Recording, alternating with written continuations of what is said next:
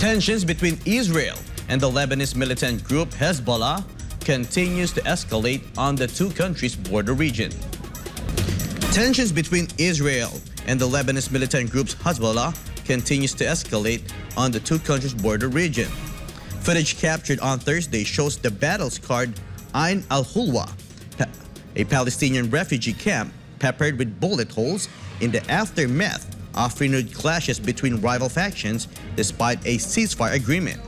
The fighting on Wednesday in Ain al-Hulwa, the largest of 12 Palestinian refugee camps in Lebanon, was reportedly the most deadly since the clashes began on Sunday, although had calmed the following day. The conflict between hardline Islamist groups and the Fatah movement, backed by Palestinian President Abbas, has left at least 13 people dead, 60 wounded, and as many as 20,000 displaced near the port of city of Saida. Lebanese Prime Minister Najib Mikati has threatened to send his army to the said refugee camp. Palestinian leaders called the conflict a heinous massacre and a terrorist assassination of national security forces who were striving to keep the camp and its residents safe. To note, more than 60,000 people are believed to live in the area, according to the United Nations Relief and Works Agency for Palestine refugees in the Near East. America may consider sending armed personnel to guard the Strait of Hormuz in an aim to stop Iran from seizing civilian vessels in the strategic waterways. Melchizedek reports. Assalamu alaikum. Tensions between Iran and the United States are bound to escalate further after American officials announced they plan to send armed personnel on commercial ships traveling through the Strait of Hormuz. The U.S. plans to send armed troops in tankers to counter Iran's seizure of foreign vessels in the strategic waterway. Among the latest incidents involved the seizure of tankers Nayovai and Purity over separate legal disputes regarding ownership, while the Marshall Islands flagged Advantage Suite was taken due to a collision with an Iranian ship.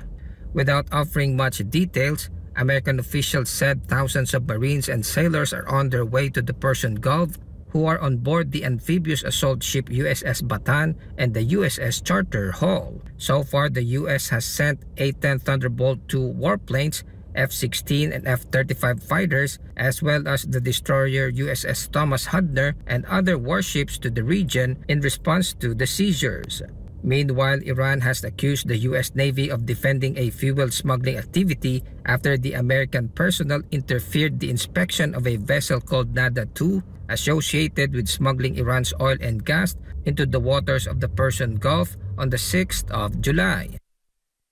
Fuel smuggling is rampant in Iran, resulting in the seizure of foreign vessels abusing the Islamic Republic's generous fuel subsidy scheme.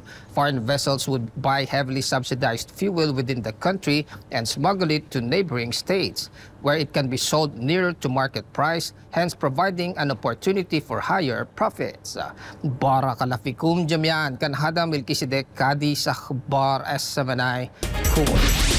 Saudi Arabia has announced an economic aid package worth $1.2 billion to help alleviate the humanitarian crisis in Yemen. Melchizedek is back for more news. Yemen is suffering from years of devastation and humanitarian disasters caused by the ongoing civil war, which started in 2014. The war pushed the country into a state of severe crisis. Yemen is facing problems such as currency depreciation, high costs, and lack of essential services, while famine, cholera, and COVID-19 pose risk to the nation. According to the United Nations, around 16 million Yemenis are at risk of starvation, while more than 20 million people are in need of humanitarian assistance. In 2017, Saudi Arabia has been the single largest donor of humanitarian aid to Yemen, providing more than $840 million in humanitarian assistance. Reporting, this has been Melchizedek Kadi's SMNI News, Kuwait. The UAE's latest nuclear reactor has provided around 25% of the world's clean electricity needs, based on a report by the World Nuclear Association. Jonathan Acobo reports. Marhaba, the Baraka nuclear power plant has played a major role in compensating the declining energy production in Europe, partly due to the ongoing war between Russia and Ukraine.